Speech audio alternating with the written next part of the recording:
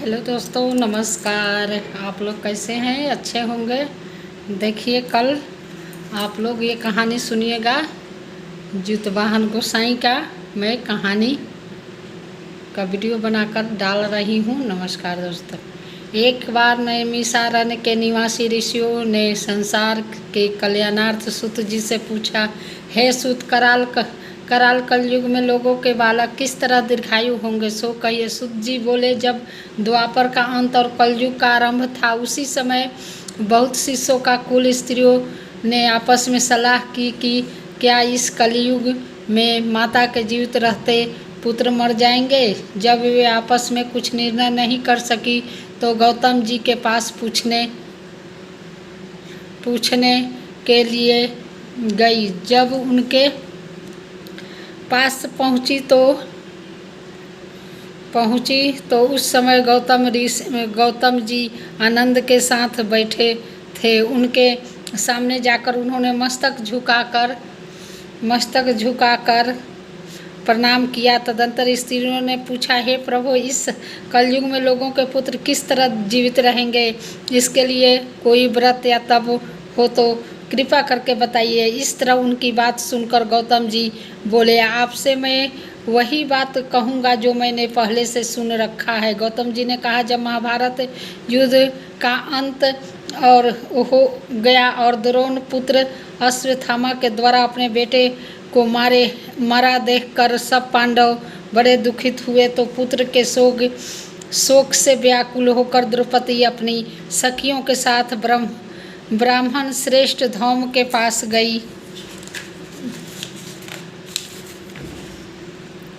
गई और उसने धौम से कहा, हे विपेंद्र, कौन सा उपाय करने से मेरे बच्चे दीर्घायु हो सकते हैं? कृपा करके ठीक ठीक कहिए। धौम बोले, सतयुग में सत्य वचन बोलने वाला, सत्य आचरण करने वाला समदर्शी जीतवाहन नाम एक राजा था। एक बार वह अपनी स्त्री के साथ अपनी ससुराल गया और वहीं रहने लगा। एक दिन आधी रात के समय पुत्र के शोक से व्याकुल कोई स्त्री रोने लगी, क्योंकि वह अपने बेटे के दर्शन से निराश हो चुकी थी। उसका पुत्र मर चुका था। वह रोती हुई कहती थी, हाय, मुझे बूढ़ी माता के सामने मेरा बेटा मरा जा रहा है। उसका रुदन सुनकर राजा जितवाहन का तो मानव हृदय विदीर्ण हो गया। तो वह तत्काल उस स्त्री के पास गया और उससे पूछा, तुम्हारा बेटा कैसे मरा है? बूढ़ी ने कहा, गरुड़ प्रतिदिन आकर गांव के लड़के को खा जाता है। इस पर दयालु राजा ने कहा, माता, अब तुम रो मत, आनंद से बैठो, मैं तुम्हारे बच्चों को बचाने का यत्न करता हूँ। ऐसा कहकर राजा उस स्थान पर गया जहाँ गरुड़ आकर प्रतिदिन मांस खाया करता था। उसी समय गरुड़ भी उस पर टूट पड़ा और मांस खाने लगा। जब अतिशय तेजस्वी गरुड़ ने राजा का बायां अंग खा लिया तो झटपट राजा ने अपनी दाहिना अंग फेर कर गरुड़ के सामने रख दिया। यह देखकर गरुड़ जी ने कहा, तुम कोई देवता हो? कौन हो? तुम मनुष्य हो?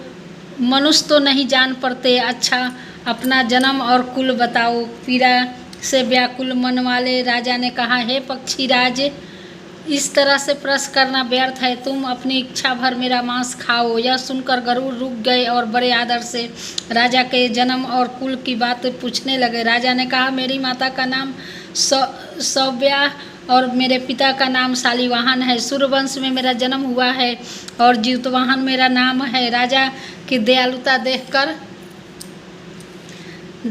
गरुड़ ने कहा, हे महाभाग, तुम्हारे मन में जो अभिलाषा हो वह वर मांगो। राजा ने कहा, हे पक्षीराज, यदि आप मुझे वर दे रहे हैं तो वर दीजिए कि आपने अब तक जिन प्राणियों को खाया है वे सब जीवित हो जाए।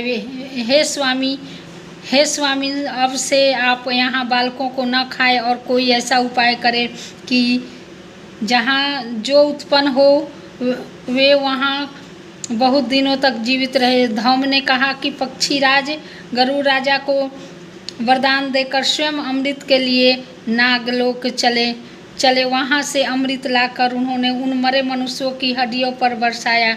ऐसा करने से सब लोग जीवित हो गए जिनको कि पहले गरुड़ ने खाया था। राजा के त्याग और गरुड़ की कृपा से वहाँ वालों को बहुत कष्ट दूर हो गया। उस समय राजा के शरीर की शोभा दूनी हो गई थी।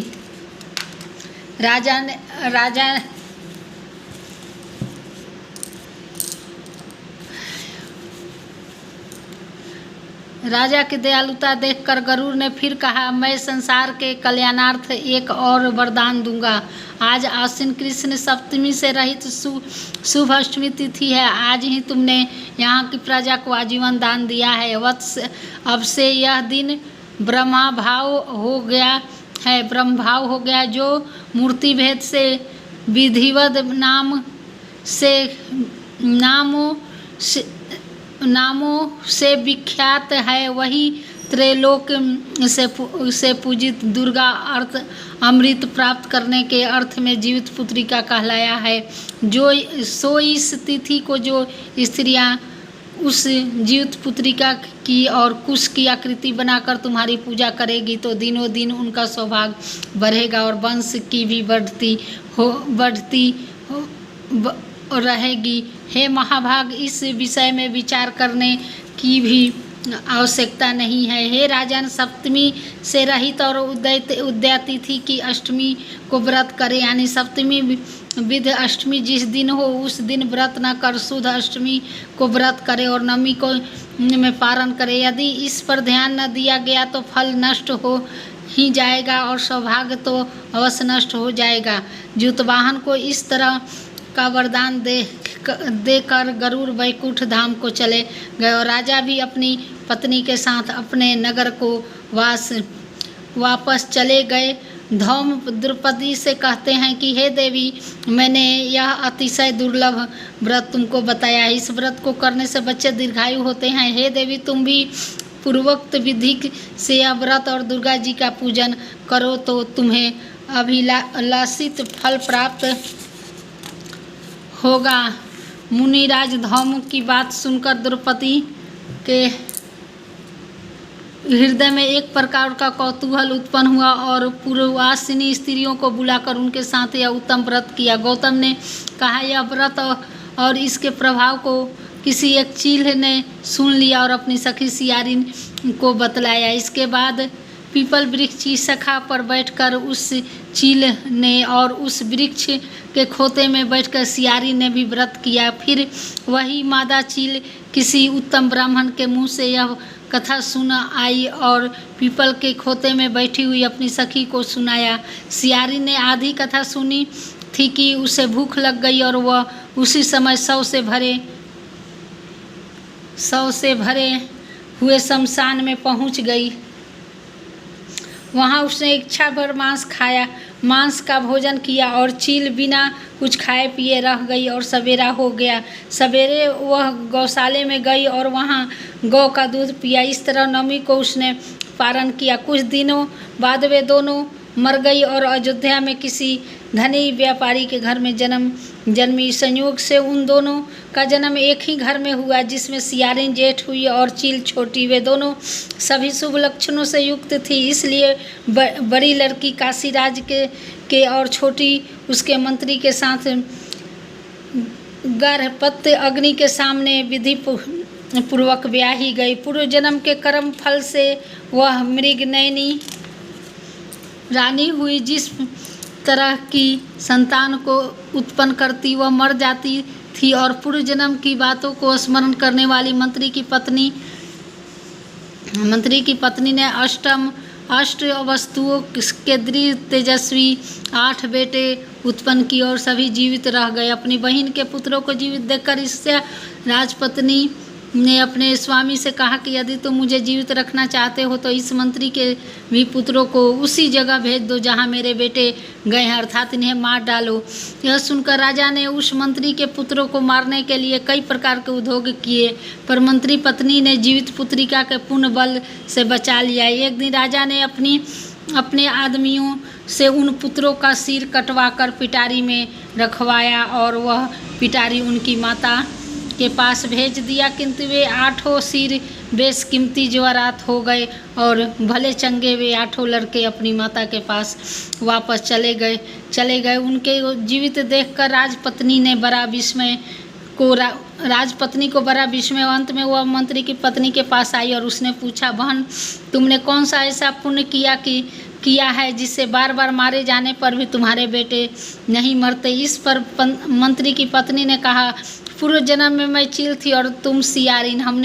तुमने साथ साथ युद्ध पुत्रिका का व्रत किया था। तुमने व्रत के नियमों का भली भांति पालन नहीं किया था और मैंने किया था। इसी दोष से हे बहन, तुम्हारे बेटे नहीं जीते हैं। और राजरानी, अब भी तुम उस जीवित पुत्री का व्रत को करो तो तुम्हारे बेटे दीर्घायु होंगे। मैं तुमसे सच सच कह रही हूँ। उसके कथानुसार रानी ने व्रत किया, तभी से उसके कई बेटे सुंदर और दीर्घायु होकर बड़े बड़े राजा हुए। सूत जी कहते हैं कि सब प्रकार का आनंद देने वाला मैं यह दिव्य व्रत बतलाया। स्त्रियाँ चिरंजीवी संतान चाहती हो तो विधि पूर्वक यह व्रत करें। थैंक यू ये कहानी सुनने के लिए। आप लोग इस कहानी को सुनिए, पसंद आए तो लाइक कमेंट कीजिए। थोड़ा वीडियो बड़ा हो गया है। Thank you.